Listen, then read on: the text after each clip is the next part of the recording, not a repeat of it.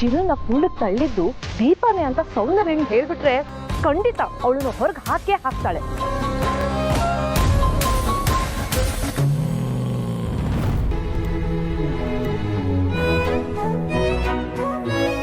Thanks ಹೇಳೋದೇನು ಬೇಡ, ಏನೋ ಮುಳುಗ್ತಿದ್ರಿ ಅಂತ ಕರ್ಕೊಬಂದೆ ಅಷ್ಟೇ. ನಂಗೆ ಈಜು ಹೊಡಿಯೋಕೆ ಬರ್ತಿತ್ತು, ನಾನೇ ಈಜು ಹೊಡ್ಕೊಂಡು ಬರ್ತಿದ್ದೆ. ಮತ್ತೆ ಯಾಕ್ರಿ ಹಂಗೆ ನೀರಲ್ಲಿ ಬಿದ್ದು ಒದ್ದಾಡ್ತಾ ಇದ್ರಿ? ಒದ್ದಾಡ್ತಿದ್ನ? ಅಯ್ಯೋ, ನಾನು ನನ್ನ ಕನ್ನಡಕ ಹುಡುಕ್ತಿದ್ದೆ. ಏನಾದ್ರೂ ಒಂದು ನೆಪ ಹೇಳ್ಕೊಂಡು ಮುಟ್ಟೋದು, ನೀರಲ್ಲಿ ತಳ್ಳೋದು, ಏನಾದ್ರೂ ಒಂದು ಎಡವಟ್ಟು ಮಾಡ್ತಾನೆ ಇರ್ತೀರಲ್ಲ. ಇನ್ನೊಂದ್ಸರಿ ನಾನು ಮುಟ್ಬಿಡಿ. ಕ್ಷಮಿಸಿ. ಏನೇ ಕ್ಷಮಿಸೋದು? ಮಾಡೋದೆಲ್ಲ ಮಾಡಿ ಈಗ ಪುಂಗಿ ಉಳಿದ್ರೆ ಏನ್ ಪ್ರಯೋಜನ? ನಿನ್ನೆ ತಾನೇ ನಮ್ ಚಿರುಗ್ ಜ್ವರ ಬಂದಿದೆ. ಅವನನ್ನ ಮೈ ಮುಟ್ಟ ನೆಪದಲ್ಲಿ ಅವನನ್ನು ನೀರಲ್ಲಿ ತಳ್ಳಿ ನೀನು ಅವನಿಂದ ನೀರಲ್ಲಿ ಬಿದ್ದಿದೀಯಾ? ಈ ಮನೆಯಲ್ಲಿ ನಿನ್ ಸ್ಥಾನಮಾನ ಏನು ಅಂತ ಗೊತ್ತು ತಾನೆ? ಗೊತ್ತಿದೆ. ಈ ಟೈಮ್ಗೆ ಒಂದು ಟ್ವಿಸ್ಟ್ ಇದ್ರೆ ಚೆನ್ನಾಗಿರ್ತಿತ್ತಲ್ವಾ? ಬೇಕು ಅಂತಾನೆ ಇದನ್ನೆಲ್ಲ ಮಾಡಿದೀಯಾ? ಇರು, ಸೌಂದರ್ಯನ ಹೇಳಿ ನಿನ್ಗೆ ಈ ಮನೆಯಿಂದ ಹೊರಗೆ ಹಾಕಿಸ್ತೀನಿ. ಸಾಕು, ಸುಮ್ಮನಿರಿ. ದೀಪ, ಹೋಗು, ಬಟ್ಟೆ ಚೇಂಜ್ ಮಾಡೋಗು.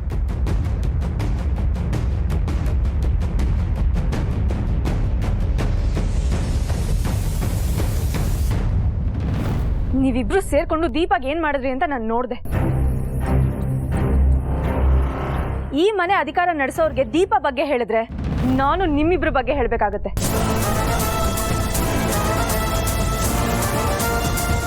ತಪ್ಪು ಯಾರ್ದು ಅಂತ ಅವರೇ ನಿರ್ಧಾರ ಮಾಡಿ. ನಾವ್ಯಾಕೆ ಹೇಳೋಣ? ನಾವೇನು ಚಾಡಿ ಹೇಳೋರಲ್ಲ, ಅಂತ ಮನ್ಸು ನಮ್ಗೇನಿಲ್ಲ. ಚಿರು, ಇಲ್ಲಿ ನಡೆದಿದ್ದನ್ನ ನಿಮ್ಮ ಅತ್ತಿಗೆಗೆ ಹೇಳಕ್ ಹೋಗ್ಬೇಡ, ಆಮೇಲೆ ಒಂದು ಹೋಗಿ ಇನ್ನೊಂದಾಗುತ್ತೆ. ಏನು?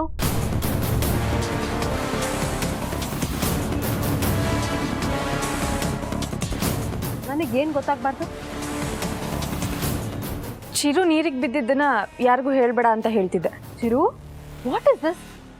ಸ್ವಿಮ್ ಮಾಡಬೇಡ ಅಂತ ಹೇಳಿದ್ದೆ, ಮತ್ತೆ ಯಾಕೆ ಸ್ವಿಮ್ ಮಾಡಿದೆ? ಇಲ್ಲ, ಅವನ್ನ ಯಾರೋ ಬೀಳ್ಸಿದ್ದು. ಯಾರು ಯಾರು ನನ್ನ ನೀರಿಗೆ ಬೀಳ್ಸಿದ್ದು? ಯಾರು? ಚಿರುನ ಇವರೇ ತಳ್ಳಿದ್ದು. ಏನ್ ಬಾಸ್, ಏನೈತಿ ಇಲ್ಲಿ? ಮೇಡಮ್ ನಮಸ್ತೆ, ವಾಟ್ ಹ್ಯಾಪೆಂಡ್ ಹಿಯರ್?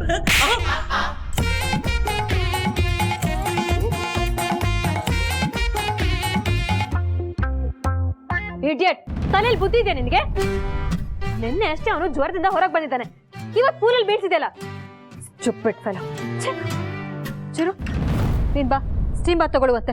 ಮತ್ತೆ ಜ್ವರ ಬಂದ್ಬಿಟ್ರೆ ಕಷ್ಟ. ಸಾರಿ ಕಣೋ.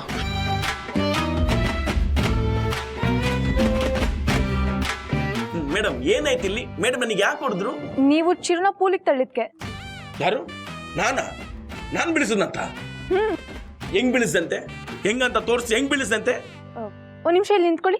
ಎಲ್ಲಿಲ್ಲ, ಇಲ್ಲಿ ನಿಂತ್ಕೊಂಡೆ. ನನ್ಗೆ ಹೆಂಗ್ ಬಿಡಿಸಂತ ಗೊತ್ತಾಗ್ಬೇಕು. ಹೆಂಗ್ ಬಿಡಿಸಂತೆ? ಹಿಂಗೆ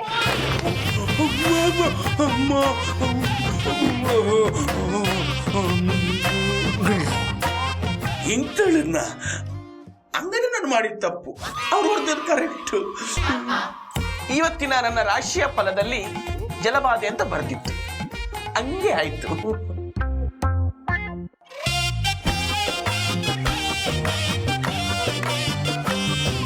ಇದು ಅಚ್ಚರಿಯ ಸಂಗತಿಗಳ ಮಧ್ಯೆ ನಡೀತಿರೋ ಒಂದು ದೊಡ್ಡ ವಿದ್ಯಮಾನ. ಮುಂದೇನಾಗತ್ತೋ ಕಾದು ನೋಡೋಣ, ಒಂದು ಸಣ್ಣ ವಿರಾಮದ ನಂತರ.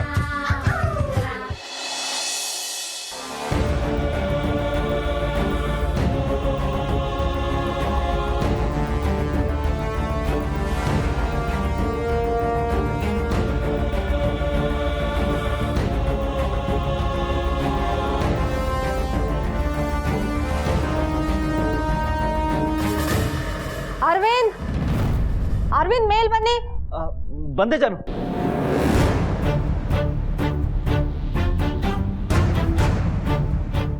ಯಾಕೆ ಕರೆದ್ಲು?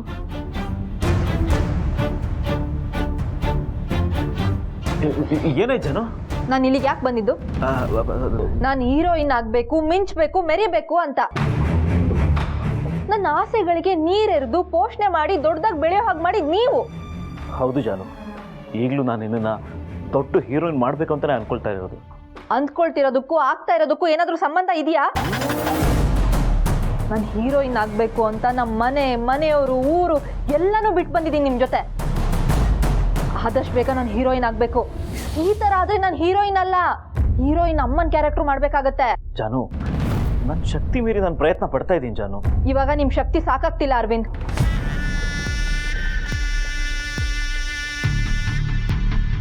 ತಗೊಳ್ಳಿ.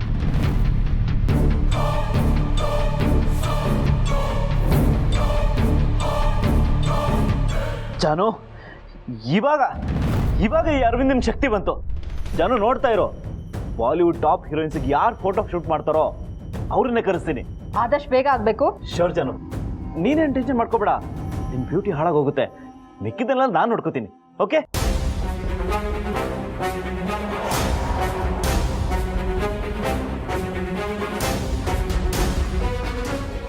ಈಗ ಈ ಫೋಟೋಶೂಟ್ ಡ್ರಾಮಾ ವರ್ಕೌಟ್ ಆಯಿತು. ಜಾನು ನೋಡ್ತಾ ಇರು, ನೀನೇ ನಿನ್ನ ಹತ್ರ ಇರೋ ಬಂಗಾರನ ಒಂದೊಂದಾಗಿ ನನ್ಗೆ ಹೇಗೆ ಕೊಡ್ತೀಯಾ ಅಂತ.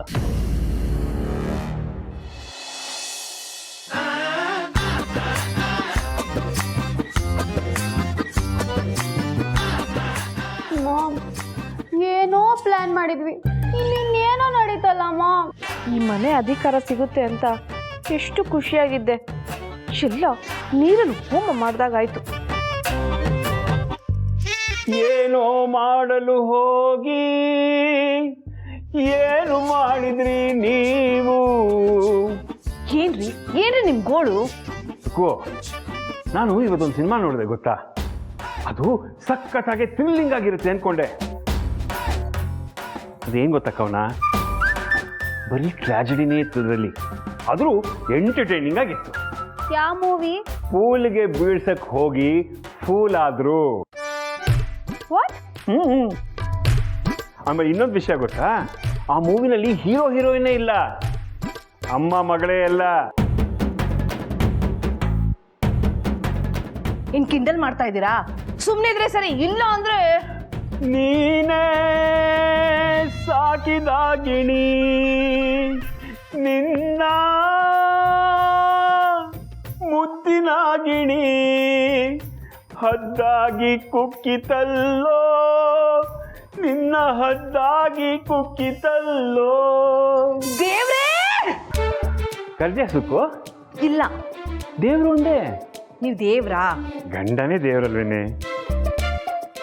ಇಲ್ಲಿಂದ ಸುಮ್ಮನೆ ಹೋದ್ರೆ ಸರಿ. ನನ್ನೊಳಗೂ ಒಬ್ಬ ಬಚ್ಚು ಮುನಿ ಇದ್ದಾರೆ, ಜ್ಞಾಪಕ ಇದೆ ತಾನೆ?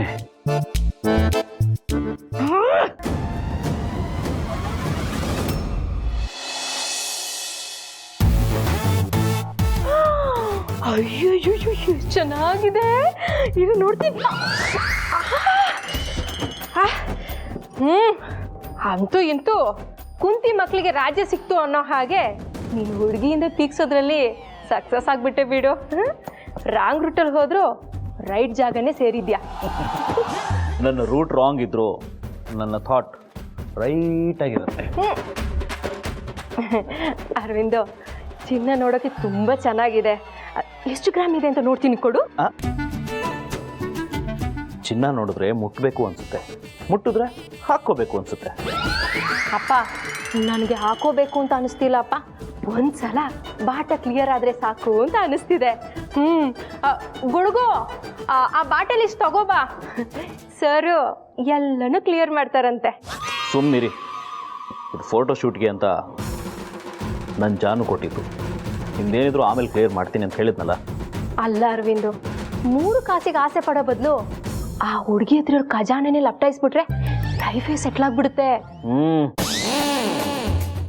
ಅಂದ್ರೆ ನೀನು ಸೆಟ್ಲ್ ಆಗ್ತೀಯಾ, ನಮ್ದು ಸೆಟ್ಲ್ಮೆಂಟ್ ಮಾಡ್ತೀಯಾ ಅಂತ ಅಂದೆ. ಚಿನ್ನದ ಮೊಟ್ಟೆ ಇಡೋ ಕೋಳಿ ಇದು. ಮೊಟ್ಟೆ ಆಸೆಗೆ ಹೊಟ್ಟೆನ ಕುಯ್ಬಾರ್ದು.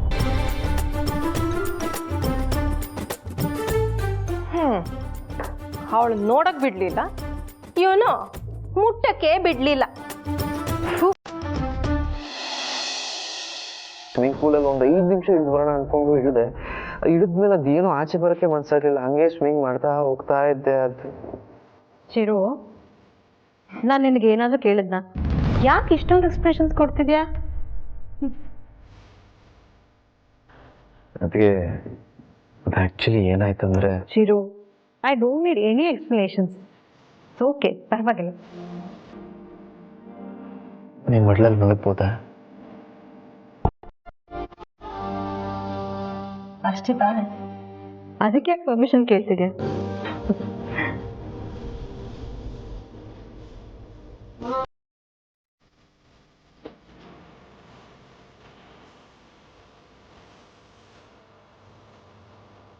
ಅದಕ್ಕೆ ತಾಯಿ ಮಡ್ಲಿಗೆ ಎಂಥ ನೋವನ್ನು ಮರೆಸೋ ಶಕ್ತಿ ಇರುತ್ತಲ್ವ.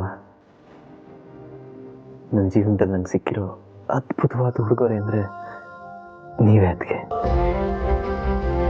ನನ್ನ ಸ್ವಂತ ತಾಯಿ ನನ್ನ ಎತ್ತಾಡಿಸಿದ್ದು ಅದ್ಯಾವುದೋ ನಂಗೆ ನೆನಪೇ ಇಲ್ಲ. ಬಟ್ ಎಷ್ಟೊಂದು ಸರಿ ಅನಿಸುತ್ತೆ, ನಾನು ಯಾವ ಬಟ್ಟೆ ಹಾಕೋಬೇಕು, ಯಾವ ಕಾರಲ್ಲಿ ಓಡಾಡಬೇಕು, ಏನು ತಿನ್ನಬೇಕು, ಏನು ಕುಡಿಬೇಕು, ಎಲ್ಲದ್ರ ಬಗ್ಗೆನೂ ಕಾಳಜಿ ವಹಿಸ್ತೀರಿ. ನಿನ್ನ ಚಿಕ್ಕ ವಯಸ್ಸಿಂದನೂ ನಿನ್ನ ಜೀವನನ ರೂಪಿಸ್ತಾ ಬಂದೆ. ಒಂದು ತಾಯಿಗೆ ಪ್ರಪಂಚದಲ್ಲಿ ಎಲ್ಲದಕ್ಕಿಂತ ಹೆಚ್ಚು ಮಕ್ಕಳು.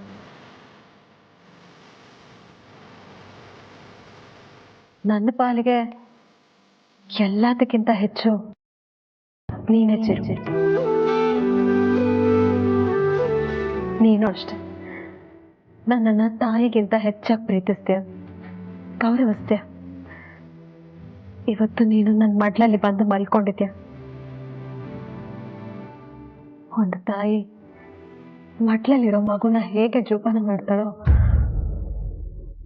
ನಾನು ನಿನ್ನ ಜೀವನನ ಹಾಗೆ ಜೋಪಾನ ಮಾಡ್ತೀನಿ ಚಿರು. ಇವತ್ತು ನಿನ್ನ ಜೀವನದಲ್ಲಿ ಬಂದಿರೋ ತೊಂದರೆನ ದೂರ ಮಾಡೋ ಜವಾಬ್ದಾರಿ ನಂದು ಚಿರು. ಯೋಚನೆ ಮಾಡ್ಬಿಡಕ್ಕಂದ. ಅದಕ್ಕೆ ಏನೋ ಕೇಳ್ತೀನಿ, ಬೇಜಾರು ಮಾಡ್ಕೋಬೇಡಿ. ಕೇಳು ಕಂದ, ಅದಕ್ಕೇನಂತೆ? ನಿಮ್ಗೆ ಯಾವತ್ತೂ ನಿಮ್ಮದೇ ಆದ ಒಂದು ಸ್ವಂತ ಮಗು ಇರಬೇಕಿತ್ತು ಅಂತ ಅನಿಸ್ಲಿಲ್ವಾ?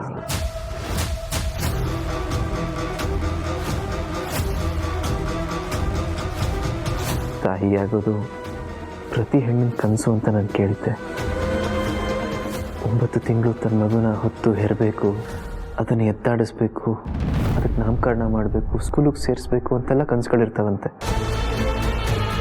ನೀವು ಯಾವತ್ತು ಅಂತ ಕನಸುಗಳನ್ನ ಕಂಡಿಲ್ಲ ಚಿರು. ನಾನು ಯಾವತ್ತೂ ಮಗು ಮಾಡ್ಕೋಬೇಕು ಅಂತ ಆಸೆ ಪಟ್ಟಿಲ್ಲ. ಅದಕ್ಕೆ ನಿಜವಾಗ್ಲೂ ದೇವ್ರು ಕೊಟ್ಟಿರೋ ಮಗ ನೀನೇ ಇರ್ಬೇಕಾದ್ರೆ ಮಗು ಮಾಡ್ಕೋಬೇಕು ಅನ್ನೋ ಆಸೆ ನನಗೆ ಯಾಕೆ ಬರುತ್ತೆ ಹೇಳು? ಆದರೂ ಅವಾಗವಾಗ ನಿಮ್ಮ ಅಣ್ಣ ಹೇಳೋರು ನಮ್ದು ಅಂತ ಒಂದು ಮಗು ಇದ್ರೆ ಚೆನ್ನಾಗಿರುತ್ತೆ ಅಂತ. ಆದ್ರೆ ನಮಗ್ ಮಗು ಆಗ್ಬಿಟ್ರೆ ಎಲ್ಲಿ ನಿನ್ನೆ ಗಮನ ಕೊಡೋದು ಕಮ್ಮಿ ಆಗ್ಬಿಡುತ್ತೋ, ನೀನೇ ಅನಾಥ ಆಗೋಗ್ತೀಯೋ ಅನ್ನೋ ಆತಂಕದಿಂದ ಮಗು ಮಾಡ್ಕೊಳ್ಳೋ ಆಸೆನೇ ಬರಲಿಲ್ಲ. ನನಗೋಸ್ಕರ ತಾಯ್ತನನೇ ಬಿಟ್ಕೊಂಡು ದೇವತೆ ಅದಕ್ಕೆ ನೀವು. You are really great.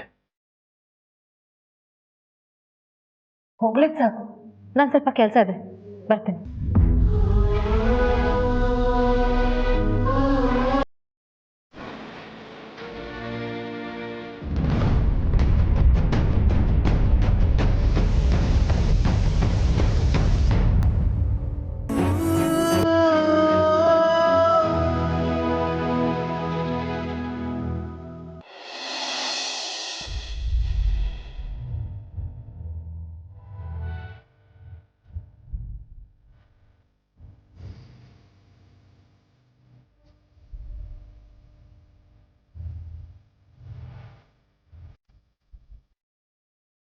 ಅರೆ ಏನಿದು, ಏನಾಯ್ತು?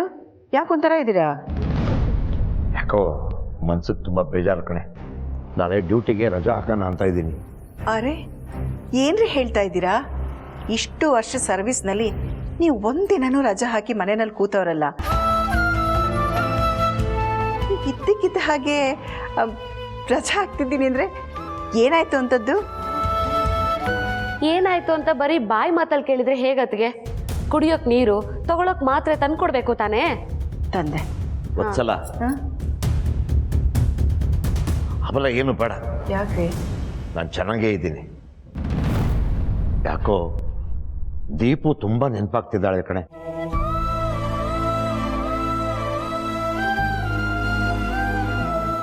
ಓ, ಅದಕ್ಕೇನಾ ನೀವು ರಜಾ ಹಾಕ್ತಿರೋದು? ಅಲ್ಲಿ ನನ್ನ ಮಗಳು ಮಹಾರಾಣಿ ಥರ ಇದ್ದಾಳೆ.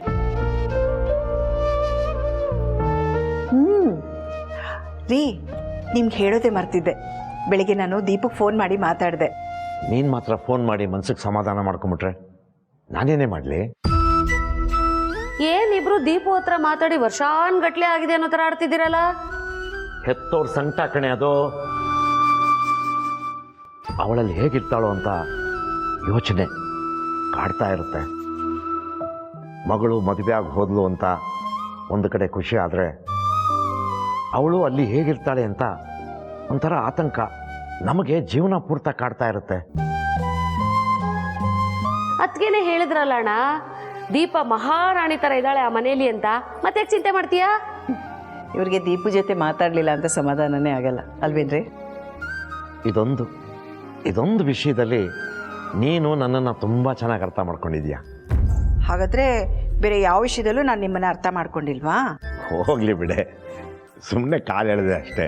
ಸರಿ, ಈಗ ದೀಪು ಜೊತೆ ಮಾತಾಡಿದ್ರೇ ನಿಮ್ಮ ಗಂಟ್ಲಲ್ಲಿ ಅನ್ನ ಎಳೆಯೋದು ಅಂತ ನನಗೆ ಗೊತ್ತು. ಮಾತಾಡಿ, ಫೋನ್ ಮಾಡಿ.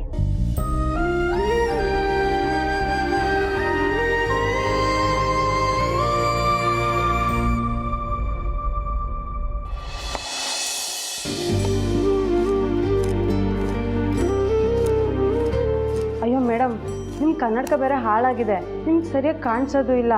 ನೀವು ತರಕಾರಿ ಕಟ್ ಮಾಡೋಕ್ಕೆ ಹೋಗಿ ಬೆರಳೇನಾದರೂ ಕಟ್ ಮಾಡ್ಕೊಂಡ್ರೆ ಅಷ್ಟೇ. ಬನ್ನಿ, ಇವತ್ತು ಅಡುಗೆ ನಾನೇ ಮಾಡ್ತೀನಿ. ಅಯ್ಯೋ, ನಾನು ಈಗ ಕೆಲಸ ಮಾಡಲಿಲ್ಲ ಅಂದರೆ ನಂಗೆ ಹೊಟ್ಟೆಗೆ ಅನ್ನನೇ ಸೇರಲ್ಲ. ನಮ್ಮ ಪೊಲೀಸಪ್ಪ ಯಾವಾಗಲೂ ಹೇಳ್ತಿರ್ತಾರೆ, ಮನುಷ್ಯರು ದುಡಿತಾನೆ ಸಾಯ್ಬೇಕು ಹೊರತು ಕೊಡ್ತಾ ಸಾಯ್ಬಾರ್ದು ಅಂತ. ಈಗ ನಾ ಕೆಲಸ ಮಾಡಲಿಲ್ಲ ಅಂದರೆ ನಂಗೆ ಸಮಾಧಾನ ಆಗಲ್ಲ. ಆಮೇಲೆ ನಮ್ಮ ಸುಕನ್ಯಾ ಮೇಡಮ್ ಇದ್ದಾರಲ್ವ, ನಾನು ಸುಮ್ಮನೆ ಬಿಡಲ್ಲ. ಅಲ್ಲ ಮೇಡಮ್, ಅವ್ರು ಇಷ್ಟೊಂದೆಲ್ಲ ಕಷ್ಟ ಕೊಟ್ಟರು ಸುಮ್ಮನೆ ಇದ್ದೀರಲ್ಲ, ನಿಮ್ಗೆ ಕೋಪನೇ ಬರಲ್ವಾ? ಛಾಜಿಯವರೇ, ನಾನು ಉಪ್ಪು ಖಾರ ತಿಂದೆ ಬೆಳೆದಿರೋದು. ನನಗೂ ಕೋಪ, ತಾಪ, ರೋಷ, ಆವೇಶ ಎಲ್ಲ ಬರುತ್ತೆ. ಆದರೆ ಎಲ್ಲ ನುಂಗ್ಕೊಂಡು ಈ ಮನೇಲಿ ನಡೀತಿರೋದನ್ನೆಲ್ಲ ಸಹಿಸ್ಕೊಂಡಿದ್ದೀನಿ ಅಂದರೆ ನಮ್ಮ ಅಪ್ಪ ಅಮ್ಮಂಗೋಸ್ಕರ. ನನ್ನ ಗಂಡನ ಜೊತೆ ಸುಖವಾಗಿ, ಮನೆಯವ್ರ ಜೊತೆ ಖುಷಿಯಾಗಿ ರಾಣಿ ಥರ ಇದ್ದೀನಿ ಅಂತ ಅಪ್ಪ ಅಮ್ಮ ಅಂದ್ಕೊಂಡಿದ್ದಾರೆ. ನಾನು ಇವ್ರ ಜೊತೆ ಜಗಳ ಆಡಿದೆ ಖಂಡಿತ ಮನೆಯಿಂದ ಆಚೆ ಹಾಕ್ಬಿಡ್ತಾರೆ. ಅವಾಗ ನಾನು ಏನು ಮಾಡಲಿ, ಎಲ್ಗೆ ಹೋಗಲಿ? ಒಂದು ಹೆಣ್ಣಿನ ಜೀವನ ಅಷ್ಟು ಸುಲಭ ಇಲ್ಲ ಜಾಜಿಯವರೇ.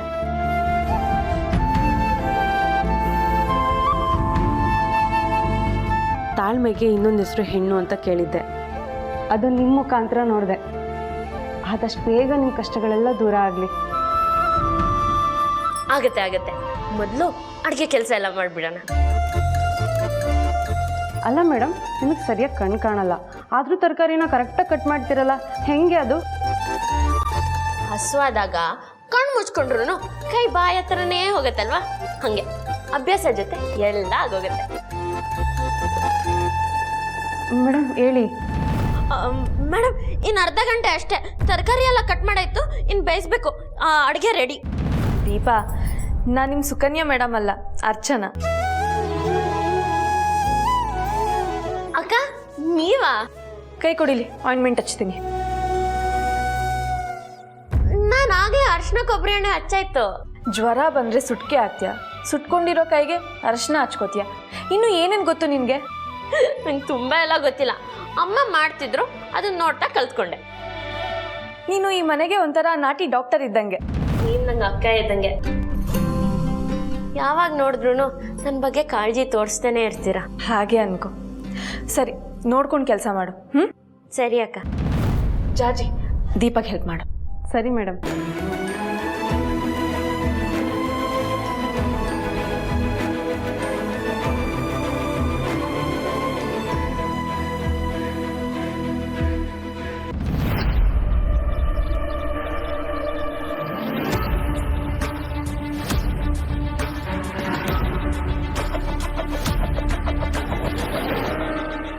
ಯಾವ ಹೆಣ್ಣಿಗೆ ತಾನೆ ಮಗು ಬೇಡ ಅಂತ ಅನ್ಸುತ್ತೆ ಚಿರು? ಯಾವ ಹೆಣ್ಣು ತಾನೆ ತಾಯಿ ಯಾಗಬಾರ್ದು ಅಂತ ಅನ್ಕೋತಾಳೆ? ಯಾವ ಹೆಣ್ಣು ಮಗುನ ಎತ್ತು ಆಡಿಸ್ಬಾರ್ದು ಅಂತ ಅನ್ಕೋತಾಳೆ? ನಾನು ಈ ಮನೇಲಿರೋ ಉದ್ದೇಶ ಯಾರಿಗೂ ಗೊತ್ತಿಲ್ಲ. ನನಗೆ ಬೇಕಾಗಿರೋದು ಈ ಮನೆ, ಆಸ್ತಿ, ಅಂತಸ್ತು ಯಾವುದೂ ಅಲ್ಲ. ನನಗೆ ಬೇಕಾಗಿರೋದು ಒಂದೇ,